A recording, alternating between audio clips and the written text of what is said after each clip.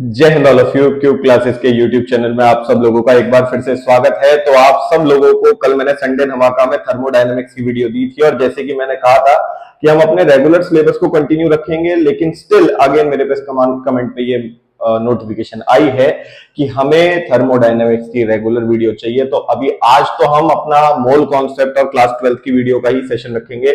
कल मैं 3 video upload करूंगा। कल आप लोगों का एक तो चैप्टर जो हमारा मोल कॉन्सेप्ट चल रहा है इसकी वीडियो क्लास 11 की आएगी, क्लास 12 का अपना शेड्यूल चलता रहेगा और बीच में दिन में एक वीडियो थर्मोडायनेमिक्स की भी कल डलेगी। थर्मोडायनेमिक्स के कॉन्सेप्ट की एक वीडियो कल भी आएगी, दैट्स आवर प्रॉमिस। ठीक है, तो अभी फिलहाल आज की क्लास में आप लोगों को मोल कॉन्सेप्ट फॉर सॉल्यूशन में कराऊंगा। मैंने आप लोगों को मोल कॉन्सेप्ट एटम और कंपाउंड पे अप्लाई करना सिखाया था लास्ट वीडियो में।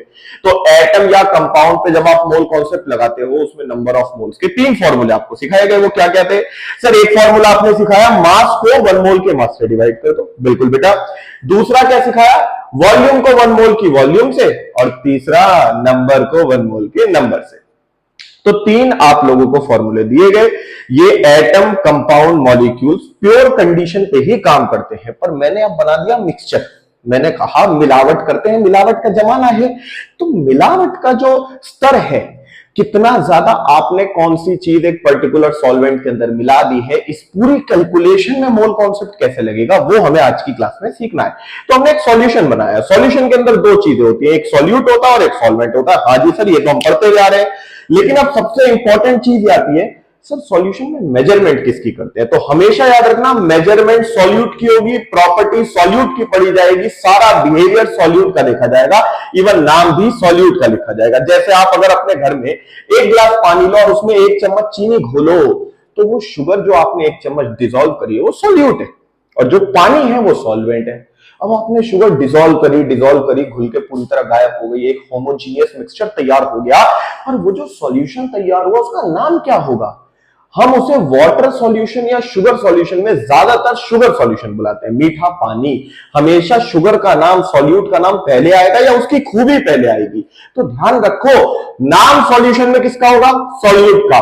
प्रॉपर्टी किसकी पढ़ी जाएगी? सॉल्यूट की। भाई आप कभी शुगर और पानी के मिक्सचर में ये नहीं देखोगे पानी का स्वाद कैसे, उसमें मिठास आ गई, यानी आपका टोटल ध्यान शुगर पे जाएगा। तो इसका मतलब हम प्रॉपर्टी भी शुगर की पढ़ रहे हैं, नाम भी शुगर का इस्तेमाल कर रहे हैं, मतलब कैलकुलेशन भी शुगर की होनी चाहिए। शुगर कम तो मिठास कम, शुगर ज्यादा तो मिठास ज्यादा। इसका मतलब टोटल फोकस सॉल्यूट पे रखना। तो अब यहां पे हमने वो टोटल फोकस सॉल्यूट पे रखना है। उसमें पहला फॉर्मूला हमें कौन सा पढ़ना है सर?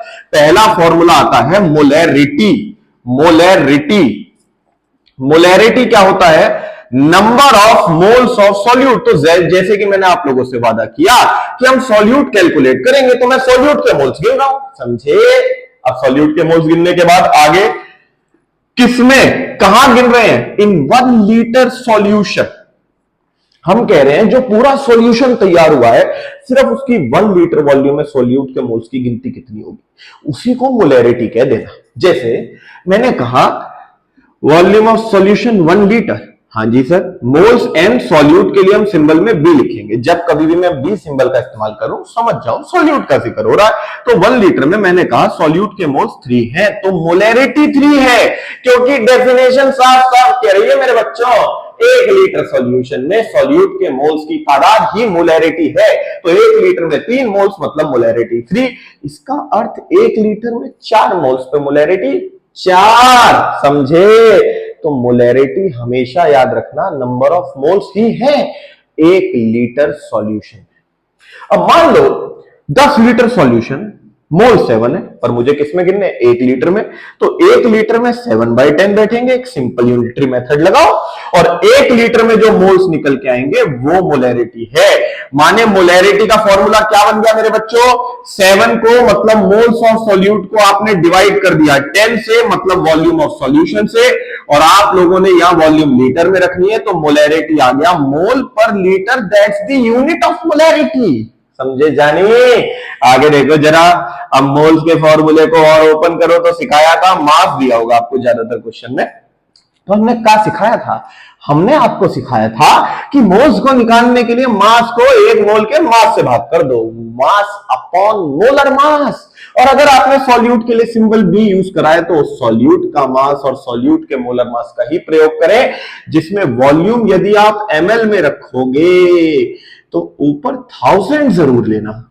सर ऐसा क्यों?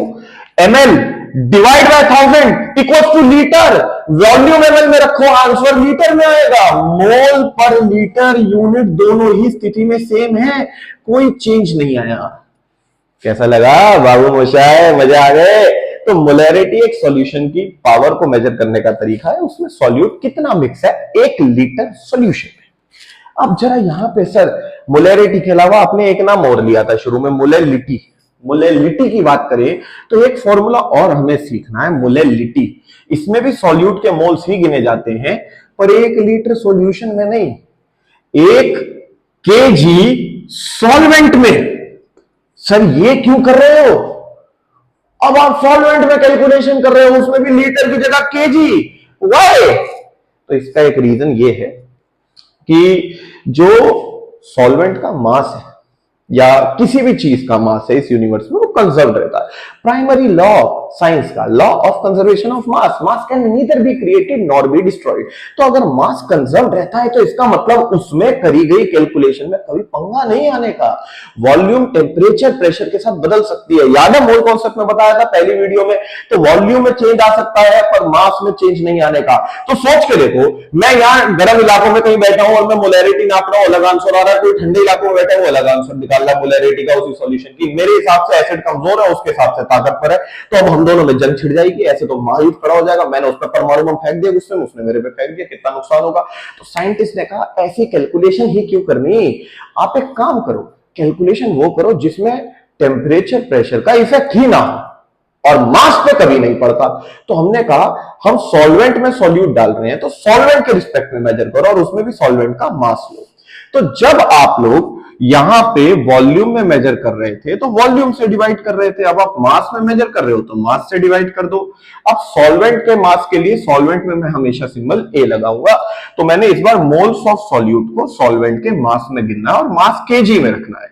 और यदि मैं ग्राम में रख दूं, हाँ ग्राम में, तो ऊपर 1000 रख देना। उससे क्या बेनिफिट होगा, ऊपर 1000 आने से आपको आंसर केजी में ही मिलेगा और दोनों ही स्थिति में यूनिट रहेगी मोल पर केजी। तो ये मोलैरिटी एंड मोलैलिटी 2 इंपॉर्टेंट फॉर्मूले हैं जिसके हमारे काफी बेहतरीन क्वेश्चन हैं जो हमें निपटाने हैं। तो आप लोगों की नेक्स्ट क्लास जो कि कल की क्लास क्वेश्चंस की होने वाली है, अच्छे अमेजिंग क्वेश्चंस की इन 2 फॉर्मूलों के ऊपर बेस्ड। लेकिन फॉर्मूलों में हल्का सा भी डाउट, बहुत मामूली सा भी डाउट हो तो कमेंट करके पूछ लेना। अपना कमेंट पे ढेर सारा प्यार जताइए। आप लोगों को वीडियो में कॉन्सेप्ट समझ में आ रहे हैं तो भी हमें इत्तला कीजिए मेरे बच्चों, और हम आपके लिए जना कल क्वेश्चंस पेश करेंगे और एक वीडियो के एंड में प्यारी सी शायरी भी देंगे आप सब लोगों के लिए। चलिए, जय Hind all of you. Like, subscribe, share, comment ज्यादा से ज्यादा कराइए। आप सब लोग ज्यादा से ज्यादा प्यार बरसाइए, इतना ही चाहिए।